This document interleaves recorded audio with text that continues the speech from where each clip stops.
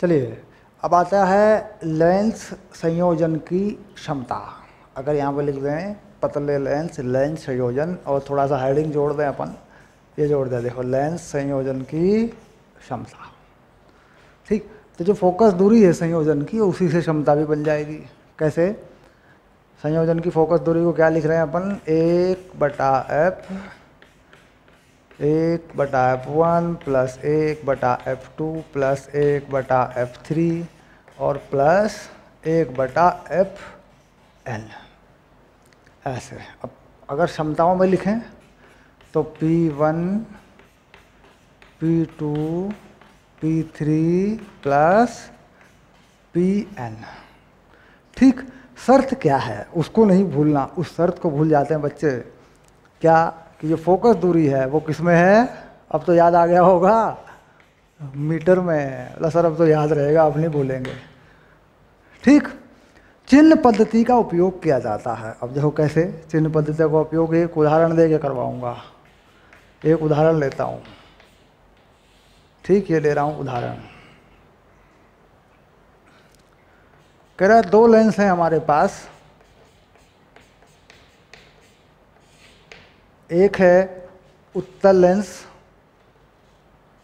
उत्तल है ना, देखो उत्तल लेंस जिसकी फोकस दूरी f1 ये है 10 सेंटीमीटर, और एक है अवतल लेंस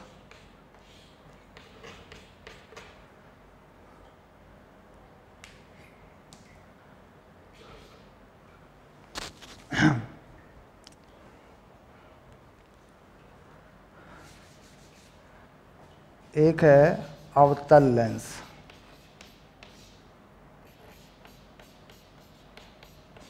इसकी फोकस दूरी है f2 और ये है 20 सेंटीमीटर। ठीक, अब इसमें इसकी जो क्षमता है आपको वो बतानी है।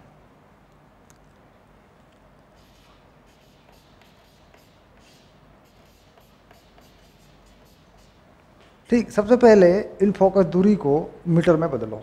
ठीक, तो यानी अगर इसको हल करें तो क्या शुरुआत करते हैं अपन हल में, सबसे पहले फोकस दूरी को मीटर में बदल देते हैं। तो f1 जो है वो हो जाएगा 0.1 मीटर, और जो f2 है वो हो जाएगा 0.2 मीटर। ठीक, अब संयोजन की फोकस दूरी निकालेंगे पहले। फोकस दूरी कितनी आ रही है संयोजन की, ये रही देखो, 1/f1 प्लस 1/f2, ये हमारा सूत्र है। देखो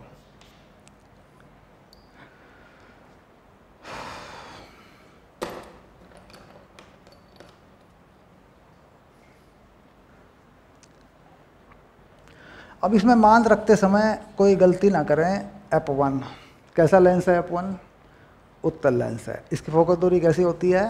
प्लस। और अवतल लेंस कैसा है? इसकी फोकस दूरी कैसी होती है, मतलब अवतल लेंस की फोकस दूरी कैसी होती है? माइनस। तो यहाँ गलती ना करें, 1/0.1 प्लस माइनस 0.2। देखो ये गलती अक्सर हो जाती है, तो इसे ठीक करें। तो 1/f ये कितना हो जाएगा? ये हो जाएगा 10 और ये हो जाएगा -5।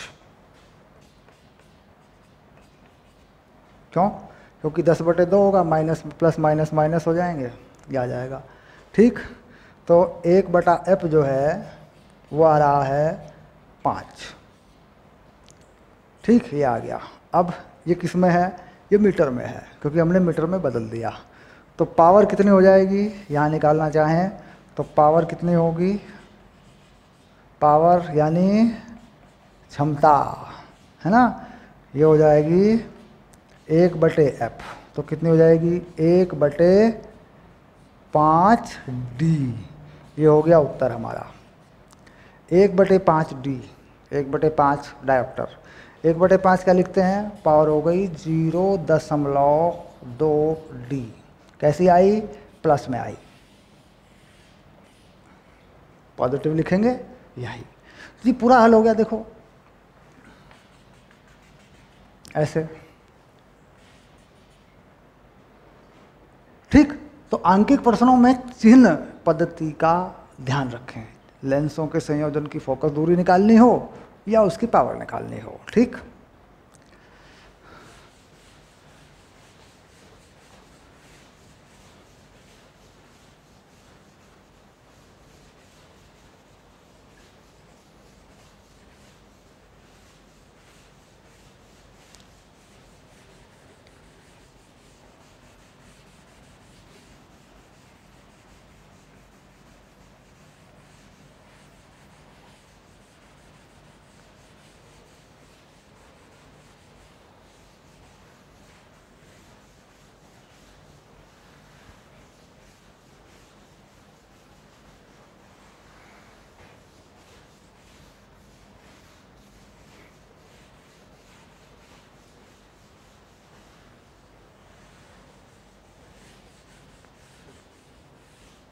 अब फिर आ जाते हैं लेंस संयोजन में प्रतिबिंब कैसे बनाते हैं।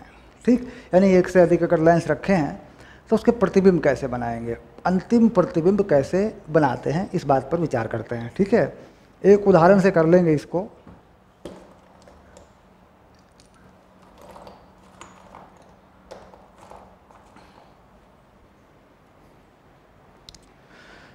चलिए एक उदाहरण लेते हैं, लेंस संयोजन। ठीक, जो का तो है मामला प्रतिबिंब। अब बनाते हैं प्रतिबिंब।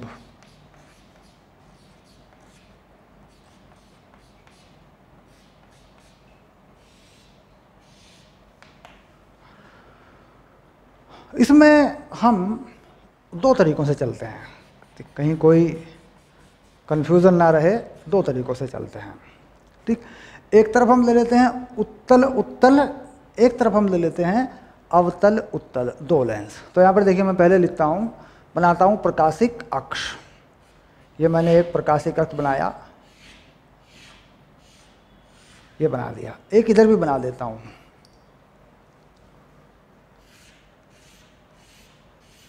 ऐसे। ठीक, और यहाँ पर दोनों लेंस उत्तल लिख देता हूँ,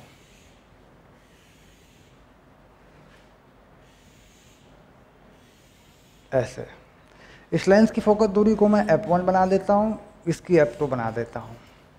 ठीक, और f1 f2 के मान लिख देता हूँ। f1 है 5 सेंटीमीटर और f2 है मान लेते हैं 10 सेंटीमीटर, ऐसे। उधर अवतल और उत्तल मिला के बना देता हूँ ताकि मामला हमारी समझ में आ जाए। एक उत्तल बना देता हूँ पहले और एक अवतल बना देता हूँ, ऐसे। ठीक, इसकी फोकस दूरी को 5 ही रख देता हूँ, इसकी फोकस दूरी को माइनस में 10 कर देता हूँ। ठीक, लेंस के बीच की जो दूरी है यहाँ पे, इस दूरी को मैं 15 सेंटीमीटर मान लेता हूँ, ऐसे। ठीक, 15 सेंटीमीटर नहीं, गलत हो जाएगा मामला, कुछ और मानूँ, क्योंकि ये दोनों फोकस दूरियों का टोटल है। ज़्यादा कर लेता हूँ या कम कर लेता हूँ, इसको मान लेता हूँ d जो है वो है 20 सेंटीमीटर, दोनों लेंस के बीच की दूरी। यहाँ पे भी वही कर देता हूँ। यहाँ पे हमें एक अपना फार्मूला बनाना है, एक विधि, एक मेथड बनाना है, जिससे हम ये पता लगा लें कि भाई एक से अधिक लेंसों में इमेज किस प्रकार, प्रतिबिंब किस प्रकार बनाए जाते हैं। अब यहाँ पर कोई वस्तु इधर रख देता हूँ मैं, यहाँ पे कोई वस्तु रख देता हूँ, मान लीजिए कहीं पे भी वस्तु की जो दूरी है यहाँ से, देखिए इस पहले वाले लेंस से, ये बना देता हूँ मैं 10 सेंटीमीटर, ऐसे। यहाँ पे भी ऐसा ही कर देता हूँ कुछ, यहाँ पर भी वस्तु रख देता हूँ और इस दूरी को भी मैं 10 सेंटीमीटर ही बना देता हूँ, ऐसे। ठीक, करें अंतिम प्रतिबिंब कहाँ पर बनेगा। सवाल ये है कि जो अंतिम प्रतिबिंब है वो कहाँ पर बनेगा। वस्तु को ए बी के नाम से बता देता हूँ,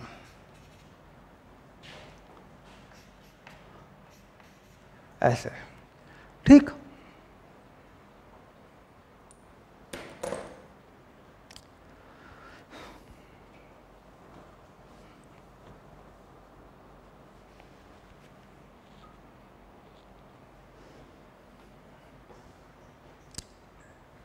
अब यहाँ पर पहले हमें प्रतिबिंब इस पहले लेंस के अनुसार बनाना होगा और देखना पड़ेगा कि वो प्रतिबिंब कहाँ पर है। उसके बाद ही बाकी के निर्णय हो पाएंगे। कोई ऐसा फार्मूला नहीं है जो दोनों पर एकदम से चित्र बना के बता दे या कोई डायरेक्ट फार्मूला लगा दे। तो पहले लेंस के अनुसार अगर समीकरण लगा देते हैं, देखिए यहाँ पहले लेंस के अनुसार, तो क्या लगाएंगे पहले लेंस में 1/v, पहले लेंस के लिए मान लेते हैं v1 और 1/-10, वस्तु माइनस में रखिए, लेंस से बाईं तरफ है और इसकी फोकस दूरी है 5+ में। तो v1 जो है वो आ गया हल करने पर +10। ठीक, ये जो +10 आया है ये इस लेंस के हिसाब से आया है। जो पहला लेंस है ये इसके हिसाब से आया है। तो +10 का मतलब है कि यहाँ कहीं वस्तु जो है बनेगी। फोकस दूरी 5 है, v आएगा लगभग इतनी ही दूरी पर और उल्टा, है ना। ये आ गया, देखो ये है A1 और B1, ये आ गया। ये लगभग यहाँ इसको दिखा देते हैं 10 सेंटीमीटर पर।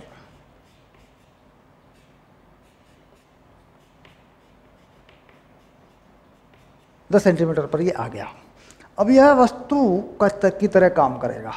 यह एक आभासी वस्तु होगी, यानी पहले लेंस का ये उल्टा और वास्तविक प्रतिबिंब है, तो दूसरे लेंस के लिए वस्तु की तरह काम करेगा।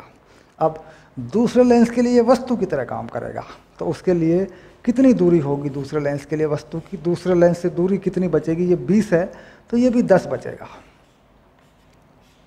ठीक, तो दूसरे लेंस के लिए यह वस्तु ऋणात्मक यानी माइनस में है, इस तरफ है, और फोकल लेंथ उसका 10 है, तो लगा देते हैं।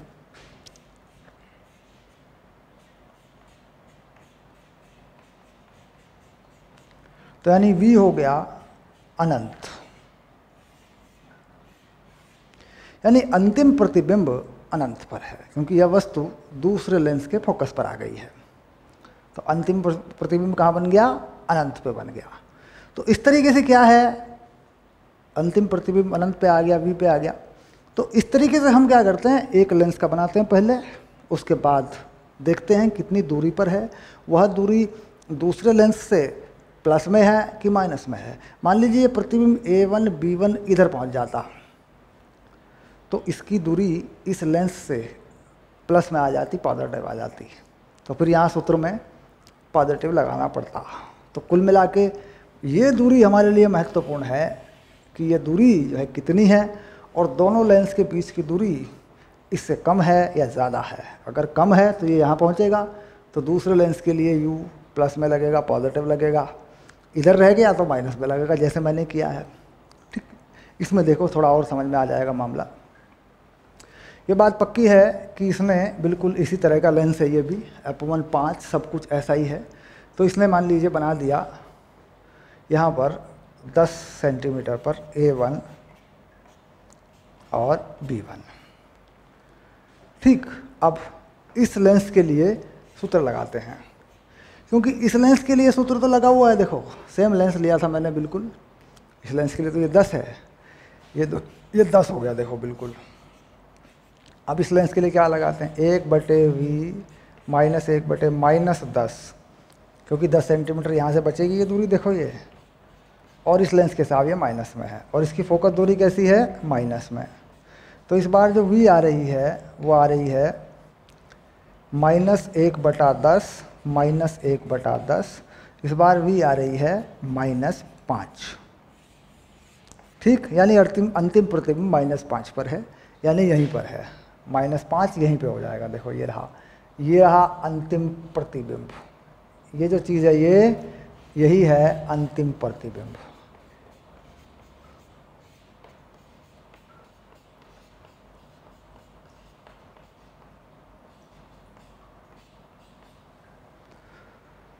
ठीक, तो दो लेंसों में ये बात स्पष्ट हुई कि जो चिह्न पद्धति है वो कैसे काम करती है। ध्यान किस बात का रखना है, ध्यान सिर्फ भी रखना है कि जो पहले लेंस का प्रतिबिंब है वह दोनों लेंसों के बीच में कहीं चला गया तो दूरी यहाँ से देखो 20 सेंटीमीटर मान लो उनके लेंस के बीच की दूरी है, उसमें से घटा के लगेगी ये वाली u माइनस का लगेगा। और अगर यह प्रतिबिंब पहले लेंस का इस पूरे लेंस को पार कर गया तो u पॉजिटिव लगेगा, धनात्मक लगेगा दूसरे लेंस में। और वो कितना लगेगा, जितनी भी ये दूरी होगी इसमें से ये घटा के लगेगा। फिर जितनी भी दूरी इस लेंस से बनेगी, जितनी भी दूरी इस लेंस से बनेगी वो लगेगी। ठीक, बस दो बातें होती हैं, प्रतिबिंब बन जाएंगे। चलिए अभी इसी पर आधारित हम एक एनसीईआरटी का सवाल हल करेंगे, ताकि आपने समझ लिया कि भाई चिन्ह पद्धति कैसे लगाते हैं। एनसीईआरटी में एक उदाहरण है बहुत ही बढ़िया और बोर्ड के लिए बड़ा इंपॉर्टेंट है। अब वो करेंगे, उसमें समझ लेंगे इस चीज़ को, उसमें ये हमारी समझ में पूरी तरह आ जाएगा कि क्या मामला है।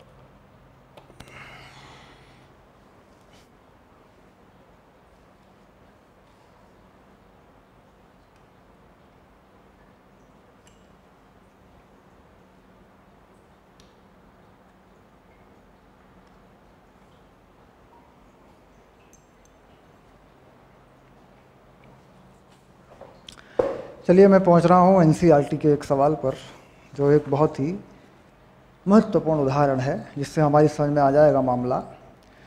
यह है उदाहरण नंबर 9। लिखता हूं इसको, एनसीईआरटी उदाहरण 9। ठीक, यहाँ पर जो चित्र है हमारे पास पहले वो बना देता हूँ। ठीक है, दो लेंस उत्तल हैं, उनके बीच में एक अवतल लेंस है। पहली दूरी 5 है, दूसरी दूरी 10 है। ठीक, तो कुछ थोड़ा सा इस तरीके से ये चित्र बना देता हूँ। ऐसे ये बना लिया। मान लो मैंने प्रकाशिक अक्ष की रेखा सीधी होनी चाहिए, है ना। सीधी रेखा बनाने की कोशिश करते हैं।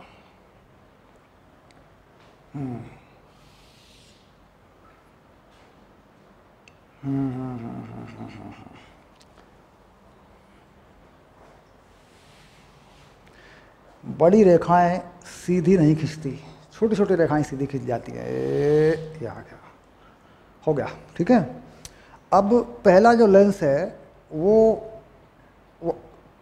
उससे कोई वस्तु 30 सेंटीमीटर की दूरी पर है।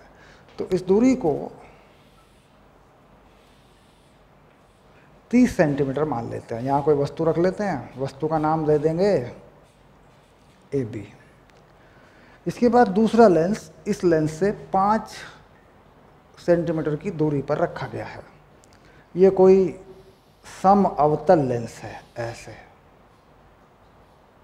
ऐसे। इसके बाद 10 सेंटीमीटर आगे एक लेंस और रखा गया जो उत्तल लेंस है। बस हो गया। इस लेंस की फोकस दूरी पहले वाले की f बता रहे हैं +10 सेंटीमीटर, दूसरे वाले की बता रहे हैं -10 सेंटीमीटर। तीसरे वाले की बता रहे हैं माइनस प्लस 30 सेंटीमीटर। तो कह रहे हैं कि अंतिम प्रतिबिंब की स्थिति कहाँ होगी, यानी अंतिम प्रतिबिंब कहाँ होगा, ये पूछ रहे हैं। और ये थोड़ा सा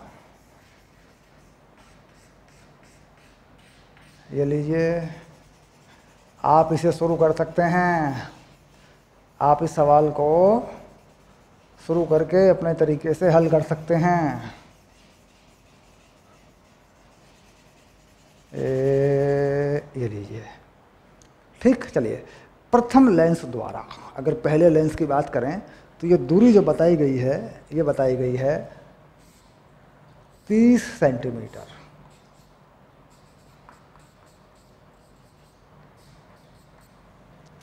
ठीक, तो पहले लेंस द्वारा, लेंस के नाम बता देते हैं।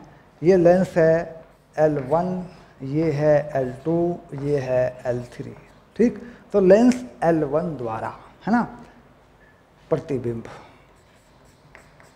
लेंस L1 द्वारा प्रतिबिंब। तो देखना पड़ेगा कि लेंस L1 द्वारा प्रतिबिंब कहाँ जाता है। बीच में यहाँ आ जाता है, यहाँ पहुँचता है, यहाँ पहुँचता है, उसके हिसाब से फिर उन दूरियों को बताना पड़ेगा। जो पहली दूरी है, जो बीच की पहली दूरी है, दोनों लेंसों के बीच की पहली दूरी है, ये है 5 और अगली वाली है 10। ये जो दूरी है ये वाली, ये है 5 सेंटीमीटर, और जो आगे वाली दूरी है ये है 10 सेंटीमीटर। ठीक, यानी ये जो 5 सेंटीमीटर और 10 सेंटीमीटर हैं, इन दूरियों को प्रतिबिंब की दूरी में समायोजित करना पड़ेगा, सेट करना पड़ेगा, देखना पड़ेगा कि भाई दूसरे लेंस के लिए वो प्रतिबिंब कहाँ पर है। खैर, पहले यहाँ से निकाल लेते हैं। देखिए, 1/v minus 1/u 1/f, 1/v minus 1/-30, और पहले लेंस की फोकस दूरी है 10। उत्तल लेंस है तो प्लस में लग गई। लो,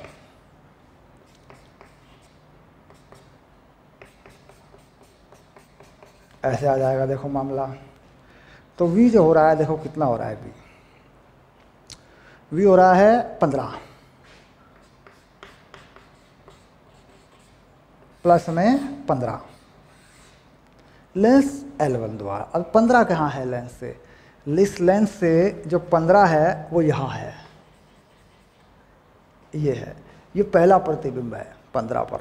तो इस 15 जो है इसका पहला प्रतिबिंब है। अब इसका पहला प्रतिबिंब यहाँ बना है, देखो इसको क्या कहूँ, A1 B1, यानी दूसरे लेंस के अंदर दूसरे लेंस पर बन गया जाके। अब L2 के लिए यह 15 जो है यहाँ से पूरा ये बन जाएगी वस्तु की दूरी। L2 के लिए कितनी दूरी बनेगी? L2 के लिए, L2 के लिए दूरी बनेगी ये वाली, क्योंकि L2 लेंस से ये दूरी कितनी होगी, पहले वाले लेंस से कितनी दूरी पर आ रहा है प्रतिबिंब, देखो पहले वाले लेंस से कितनी दूरी पर आ रहा है प्रतिबिंब, +15। दूसरे लेंस से कितनी दूरी पर होगा प्रतिबिंब, 10 पर होगा, क्योंकि ये दूरी कितनी है 5। तो 15 में से 5 घटा दिया, 10 पे आएगा। तो दूसरे लेंस के लिए A1 B1 का प्रतिबिंब है ना, तो लिख देते हैं लेंस L2 द्वारा A1 B1 का प्रतिबिंब,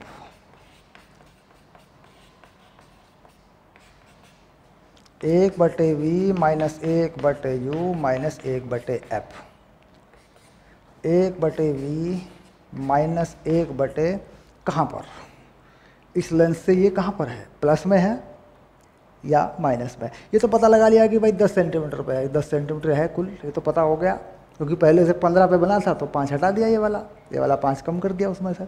तो दूसरे लेंस से प्लस पे 10 है, पॉजिटिव 10 है, दूसरे लेंस के इधर नहीं है। तो यही ध्यान रखना होता है। और इसकी फोकस दूरी -10 है, तो v जो है वो आया अनंत,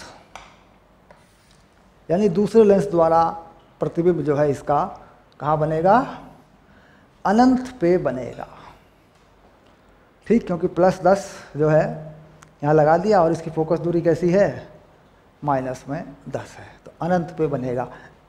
यानी वह किरणें जो इस लेंस में आ रही थी, इस लेंस ने उनको प्रकाशिक अक्ष के समांतर कर दिया। प्रकाशिक अक्ष के समांतर किरणों का मतलब है वस्तु का प्रतिबिंब अनंत पर चला गया। अब लेंस L2 ने प्रतिबिंब अनंत पर बना दिया। अब L3 के लिए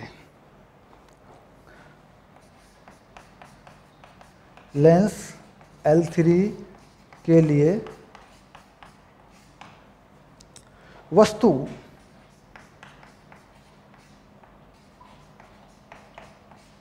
अनंत पर है, जो कि L2 द्वारा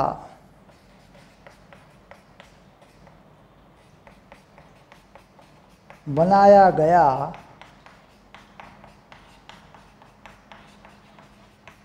प्रतिबिंब है। यानी L3 वस्तु किसको मानेगा, L3 तो उसको वस्तु मानेगा जो L2 का प्रतिबिंब होगा, वो हो गया अनंत पे। तो L3 के लिए वस्तु कहाँ चली गई, अनंत पे चली गई। क्यों, क्योंकि L2 का प्रतिबिंब L3 के लिए वस्तु है। ओके, अब L3 के लिए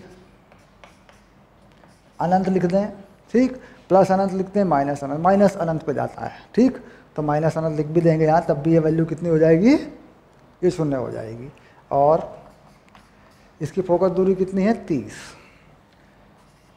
ठीक, तो v का मान आ जाएगा 30। यानी अंतिम प्रतिबिंब जो है 30 सेंटीमीटर पर है, किससे, लेंस L3 से +30 पर है, यानी L3 के दाईं ओर यहाँ पर, ठीक, फोकस पर जो है प्रतिबिंब है, बहुत छोटा होगा क्योंकि फोकस पर है, अनंत चला गया था प्रतिबिंब, तो फोकस पर है, तो अंतिम प्रतिबिंब ये है। अब इस अंतिम प्रतिबिंब को क्या मानेंगे, इधर से यह प्रतिबिंब यहाँ उल्टा बनेगा, यह प्रतिबिंब अनंत पे उल्टा ही चला जाएगा, तो उल्टा प्रतिबिंब यहाँ ऐसे बना लो थोड़ा सा, ठीक, तो ये जो है फोकस पर आएगी, तो ये प्रतिबिंब यहाँ लिख देते हैं अंतिम प्रतिबिंब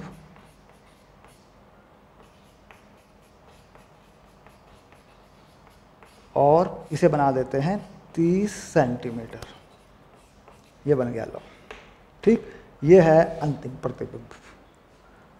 बात सीधी सरल, ये सवाल है। तो इस सवाल में समझ में आ गया होगा कि भाई चित्र में जो दिखाया गया उसके हिसाब से चीज़ें लगा रहे हैं, फॉर्मूले लगा रहे हैं अपने, कहाँ प्लस है कहाँ माइनस है।